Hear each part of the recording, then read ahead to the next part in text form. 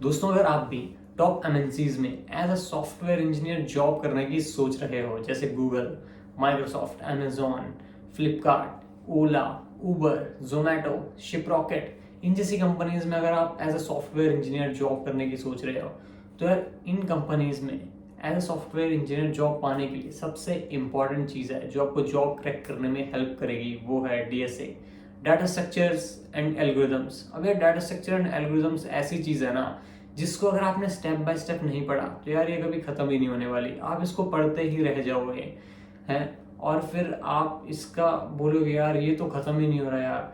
तो आपको एक बहुत इंपॉर्टेंट चीज़ है कि आपको डाटा स्ट्रक्चर एंड एल्गोरिदम कैसे पढ़ना है, आपको स्टेप बाय स्टेप कैसे पढ़ना है, ये पता होना बहुत ज़्यादा ज़रूरी है। तभी आप अगले 3 महीनों में या फिर 6 महीनों में या फिर 9 महीनों में, जिस हिसाब से भी अभी आपका लेवल है, उस हिसाब से प्रिपरेशन कर पाओगे। और मैं गारंटी के साथ बोल सकता हूँ यार कि अगर आपने अगले 6 महीने से ज़्यादा टाइम डीएसए पे लगा दिया ना यार, तो आपके अंदर इतना कॉन्फिडेंस आ जाएगा कि मैं अब गूगल में निकाल सकता हूँ, मैं उबर में निकाल सकता हूँ। मेरे पास कोई भी कंपनी आ जाए जो डीएसए पूछती है, मैं उसके इंटरव्यू राउंड जो डीएसए स्पेसिफिक होंगे वो मैं निकाल लूंगा। तो यार लेकिन यार ये कॉन्फिडेंस अपने अंदर लाने के लिए आपको स्टेप बाय स्टेप अप्रोच पता होनी चाहिए कि कैसे मुझे ये चीज़ पढ़नी है और कैसे मुझे ये चीज़ अप्लाई करनी है। तो यार अब इस वीडियो में मैं आपको अपनी पर्सनल अप्रोच बताऊंगा कि कैसे मैंने डाटा स्ट्रक्चर्स एंड एल्गोरिथम्स किया, और मैं आपको ये भी बताऊंगी कि कौन कौन सी कंपनीज में मैंने इंटरव्यूज दिए। मतलब सारी कंपनीज नहीं बताऊंगा, लेकिन 2-3 जो पॉपुलर नेम्स हैं जिसमें डाटा स्ट्रक्चर एंड एल्गोरिथम्स के राउंड होते हैं, उनके नाम मैं आपको बताऊंगा और मुझसे क्या गलतियां हुई ये भी बताऊंगा। और यार जो अप्रोच मैं आपको इस वीडियो में बताने जा रहा हूँ ना यार, वो मेरे लिए तो इतनी बेस्ट वर्क करी है ना कि यार मैं तो उसी अप्रोच को आज भी फॉलो करता हूँ। अगर मुझे कोई इंटरव्यू देना है अगले 2 या 3 महीने बाद, तो मैं उसी अप्रोच को वापस से फॉलो करता हूँ। तो यार अगर आपको मेरी अप्रोच पसंद आती है तो आप मुझे बता सकते हो नीचे कमेंट बॉक्स में, और अगर आप इस अप्रोच को जानना चाहते हो तो यार वीडियो को पूरा देखो। अब यार शुरू से शुरू करते हैं कि कैसे मैंने किस लैंग्वेज में डीएसए करना शुरू करा और कैसे मैंने उस लैंग्वेज को पिक करा कि मुझे इसी लैंग्वेज में डीएसए करना है। तो यार जब मैं कॉलेज के अपने 5th सेमेस्टर में था, उस टाइम तक मुझे कुछ पता नहीं था कि डीएसए नाम की भी कोई चीज़ होती है, क्योंकि मैं ऐसे कॉलेज से था। फिर 5th सेमेस्टर मुझे जब मैं यूट्यूब पे वीडियोस देखने लगा कि बड़ी बड़ी कंपनीज आप कैसे क्रैक कर सकते हो, तो मुझे पता चला कि डीएसए एक ऐसी चीज़ है कि अगर आपको बड़ी बड़ी टॉप एमएनसीज अगर क्रैक करनी है तो आपको डीएसए आना ही चाहिए। तो फिर मैंने सर्च करना शुरू करा कि डीएसए किस किस लैंग्वेज में कर सकते हैं। तो मुझे 2 ऑप्शंस मेजरली दिखी, C++ या जावा। तो यार C++ के बारे में मैंने जब सर्च करा तो मुझे पता चला कि अगर आपको कंपेटिटिव प्रोग्रामिंग साइड जाना है तो C++ एक बेस्ट ऑप्शन है। लेकिन मेरा कभी कंपेटिटिव प्रोग्रामिंग करने का इतना मन था नहीं, और ना ही मेरा उस साइड जाने का मन था। तो मेरा मन था कि मैं डेवलपमेंट करूं। तो यार मैंने जावा को पिक किया, क्योंकि उसमें जब मैं सर्च कर रहा था तो जावा से आप फ्यूचर में डेवलपमेंट भी कर सकते हो, ये चीज़ पता चली। तो मैंने जावा पिक कर ली डीएसए करने के लिए। अब यार मैंने सबसे पहले जावा के बेसिक्स सीखे कि जावा में कौन कौन सी चीज़ें होती हैं, जावा में गार्बेज कलेक्टर होता है, जावा कैसे वर्क करती है। फिर जब मैंने 15-20 दिन में बेसिक सीख ली, अब मैं मूव करता हूँ डीएसए पे। अब मैं जब DSA data structure and algorithm पे मूव करता हूँ, तो मैंने डीएसए की पहले सारे टॉपिक्स की लिस्ट निकाली कि इसमें कौन कौन से टॉपिक्स हैं। तो मैंने सारे टॉपिक्स की लिस्ट निकाली, arrays, strings, link list, binary trees, binary search trees, stacks, Q, फिर हीप्स, फिर डायनेमिक प्रोग्रामिंग, ग्राफ। अगर कुछ इसमें से बच गया हो तो यार आप चेक कर लेना। तो मैंने सारे टॉपिक्स की लिस्ट निकाली। अब मैं क्या करता था यार, जैसे आज के टाइम पे तो यूट्यूब पे काफ़ी सारी प्लेलिस्ट आ गई हैं जिसमें उन्होंने कॉन्सेप्ट भी करा रखे हैं, फिर उसके बाद उस कॉन्सेप्ट के ऊपर 30-40 क्वेश्चंस भी करा रखे हैं। लेकिन मेरी अप्रोच थोड़ी अलग थी कि जैसे मैंने एरेस करना शुरू किया, ठीक है, तो मैंने एरेस का कॉन्सेप्ट पढ़ा यूट्यूब पे जाके। ठीक है, आप किसी का भी कॉन्सेप्ट पढ़ सकते हो, जैसे इतने सारे चैनल्स हैं, लव बब्बर है, कुणाल कुशवाहा है, अपना कॉलेज है, जो भी आपको बेस्ट लगता है आप उससे पढ़ सकते हो। तो मैंने एरेस का कॉन्सेप्ट पढ़ा। अब उसी जो आपकी वीडियो थी एरेस से रिलेटेड, उसी वीडियो में उन्होंने 4 से 5 क्वेश्चन करा दिए, ठीक है, वो भी मुझे पता चल गया। अब मेरे माइंड में ये चीज़ क्लियर हो गई कि एरेस होते क्या है और उससे रिलेटेड क्वेश्चंस करने कैसे होते हैं। तो यार अब फिर उसके बाद मैंने जो आपकी डीएसए शीट्स होती है, जैसे 450 क्वेश्चंस की डीएसए शीट, 500 क्वेश्चंस की डीएसए शीट, वो मैंने डाउनलोड कर ली, ठीक है। अब मैंने कॉन्सेप्ट पढ़ लिया, अरे अब मुझे उसके बारे में पता है, मैंने उसके 4-5 क्वेश्चंस कर रखे हैं। अब मैं उस डीएसए शीट में से क्वेश्चंस करना शुरू करता था एरे के, ठीक है, 1 बाय 1।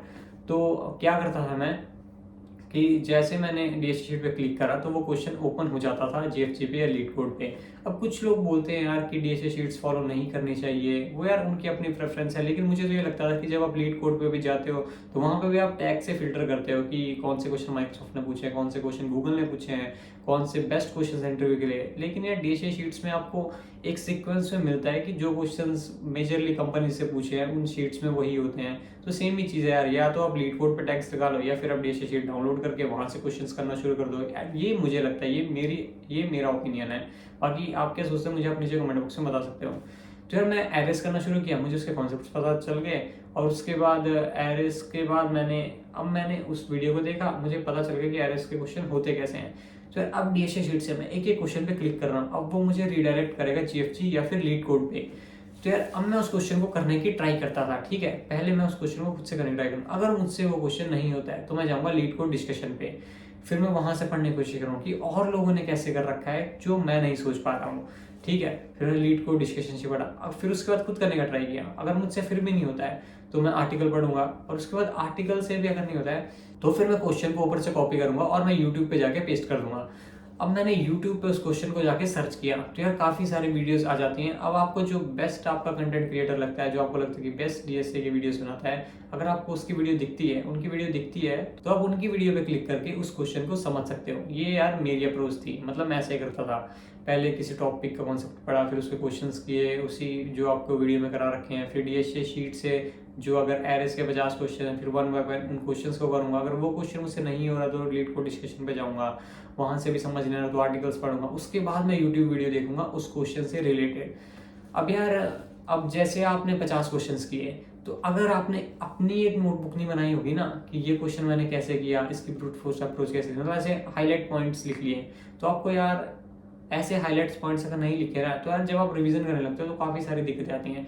तो मैं क्या करता था, जैसे ही मैंने एरेस के क्वेश्चन करना शुरू किए तो मैं गूगल डॉक्स पे एक डॉक्यूमेंट बनाता था जिसपे लिखता था एरेस, फिर मैं सेम जो एक्सेल सीट पे क्वेश्चन था उसको वहाँ पे कॉपी किया विद लिंक, फिर मैं आगे लिखता था कि कहाँ से मैंने ये क्वेश्चन समझा है, ठीक है, और कहाँ से मुझे इसका ब्रूट फोर्स अप्रोच मिली है, कहाँ से मुझे इसकी ब्रूट फोर्स अप्रोच मिली है, और कहाँ से मैंने इसका बेस्ट ऑप्टिमाइज सोल्यूशन पढ़ा है। तो मैं वहाँ पे उसके नाम के साथ वहाँ पे उसका लिंक पेस्ट कर देता था कि ताकि जब मेरे इंटरव्यूज नज़दीक आए तो मैं वहाँ पे लिंक पे क्लिक करके डायरेक्ट ही उन क्वेश्चंस को जल्दी से जल्दी पढ़ लूँ।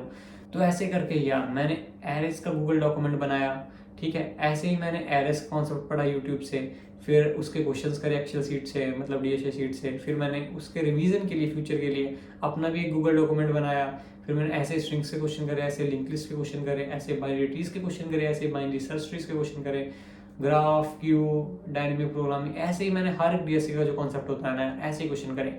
अब यार इससे मुझे फायदा क्या मिलता था, ठीक है, अब जैसे ही मान लो मेरा इंटरव्यू आया, ठीक है, तो मुझे हर एक वीडियो गो थ्रू नहीं करनी पड़ेगी, मैंने जो अपना गूगल डॉक्यूमेंट बनाया हुआ है ना उसमें मैंने सब कुछ लिख रखा है, ये जो क्वेश्चन है ये मैंने कहाँ से पढ़ा है, ठीक है, इसका मैंने बेस्ट सॉल्यूशन कहाँ से पढ़ा है, और उसके नीचे मैंने हाईलाइटेड बुलेट पॉइंट में लिख रखा है कि इसमें मुझे क्या दिक्कत आई और इसको करने का बेस्ट सॉल्यूशन कौन सा, मतलब कोड नहीं लिखा, सिर्फ उसकी अप्रोच लिखी, ऐसे ऐसे करके ये क्वेश्चन हो सकता है। तो अगर मान लो आपका 15 दिन बाद किसी कंपनी का इंटरव्यू है ना, तो इस अप्रोच से आप उसी 15 दिन में हर एक अपना डीएसए का कॉन्सेप्ट, हर एक अपना डीएसए का टॉपिक रिवाइज कर सकते हो।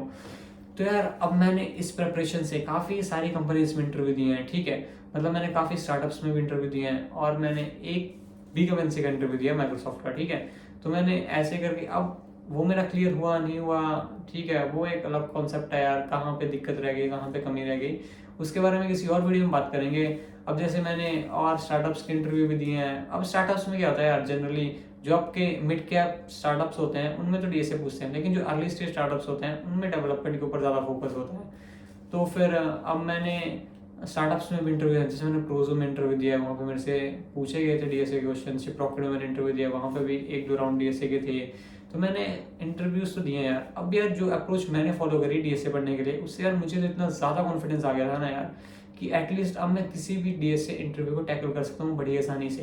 तो यार अगर आपको ये वीडियो अच्छी लगी हो तो यार ये मेरी पर्सनल अप्रोच थी जो मेरे लिए वर्क करी। और अगर आपको ये अप्रोच अच्छी लगी हो तो आप मुझे नीचे कमेंट बॉक्स में बता सकते हो। अगर आपको लगता है कि इस अप्रोच में कुछ मॉडिफिकेशंस होनी चाहिए, आपको लगता है नहीं यार ये चीज़ ऐसे नहीं ऐसे होनी चाहिए थी, तो यार आप मुझे वो भी कमेंट सेक्शन में बता सकते हो सकता है मैं उसको अपने ऊपर भी इम्प्लीमेंट करूँ और मुझे और ज़्यादा बेनिफिट मिले। तो यार ऐसे ही हम कम्युनिटी बन के आगे मूव ऑन करेंगे। और यार अगर आपको मेरी कुछ हेल्प चाहिए तो आप मुझे नीचे बता सकते हो कमेंट बॉक्स में, और अगर मुझे आपसे कुछ हेल्प चाहिए तो मैं आपको कम्युनिटी टाइम में पूछ लूँगा। तो यार अगर आपको मेरी वीडियोस पसंद आ रही है तो ऐसी वीडियोस देखने के लिए हमारे यूट्यूब चैनल को सब्सक्राइब करो। बाय।